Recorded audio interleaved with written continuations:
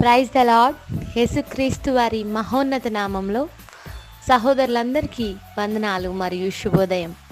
అనుదిన వాగ్దానాన్ని ఏకీభవిస్తున్న ప్రతి ఒక్కరికి వందనాలు. నేటి వాగ్దానం యెహోషువ గ్రంథం 17వ అధ్యాయం 17-18 వచనాలు.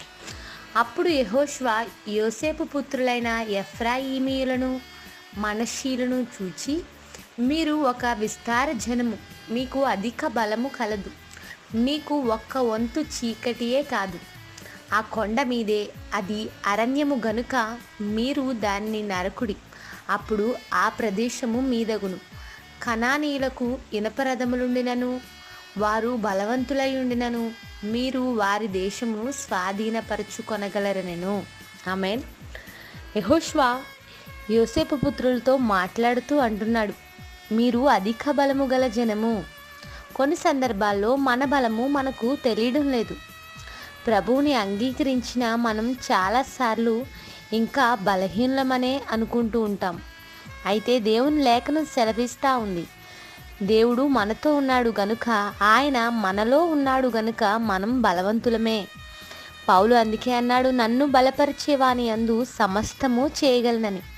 దేవుడు మనల్ని బలపరచడానికి సిద్ధంగా ఉన్నాడు. యెహోషువ వారిని బలపరుస్తున్నాడు.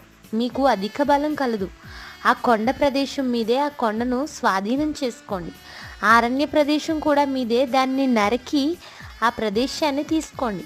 అంత మాత్రమే కాదు, మీ శత్రువులైన కనానీయులకు ఇనుపరథాలు ఉన్నప్పటికీ, వారు బలవంతులుగా కనిపించినప్పటికీ కూడా మీరు మాత్రమే వారికంటే బలవంతులు. ఎందుకంటే దేవుడు ఈ దేశమును మీకు స్వాధీనం చేస్తాడు, విజయం మీదే అని చెప్తున్నాడు. ఈరోజు మనం ఎదుర్కొంటున్న సమస్యలు, శత్రువులు, నిందలు, సవాళ్ళు కొన్నిసార్లు నీకంటే బలంగా కనిపించవచ్చు అంతే. కానీ నీపై వస్తున్న సమస్య కావచ్చు, మనుషులు కావచ్చు, అవేవి అంత బలమైనవి కాదు. ఎందుకంటే నీకు అధిక బలం ఉంది. వారికి ఇనపరథాలు ఉన్నను, బలవంతులై ఉన్నను నీవు స్వాధీనపరుచుకుంటావు. ఈరోజు వాగ్దానం, నీపై లేచి వారిని ఓడించి నీ పాదాల దగ్గర ఉంచాలని దేవుడు ఇష్టపడుతున్నాడు. ఇంకా ఎందుకు బెదిరిపోతున్నాం, కంగారు పడిపోతున్నాం, అయిపోయింది నా జీవితం ముగింపులో ఉంది అనే ఆలోచనలోకి వచ్చేస్తున్నామేమో.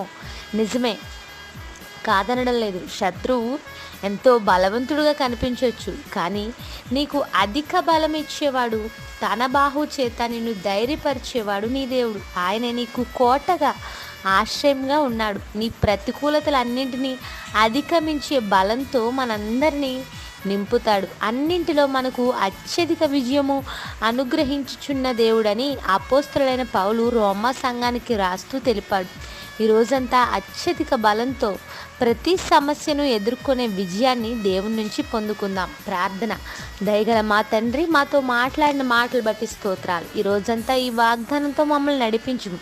అధిక బలము కలిగి సమస్యను చూస్తే మాకు భయమే కలుగుతుంది, కానీ నీ వైపు చూసినప్పుడు మాకు బలము పొందుకునే ధన్యతను దయచేసి విజయాన్ని మా పట్ల జరిగించమని, స్వాధీనం చేయమని అడుగుచు క్రీస్తు ప్రభువారి నామంలో అడుగుచున్నాను తండ్రి.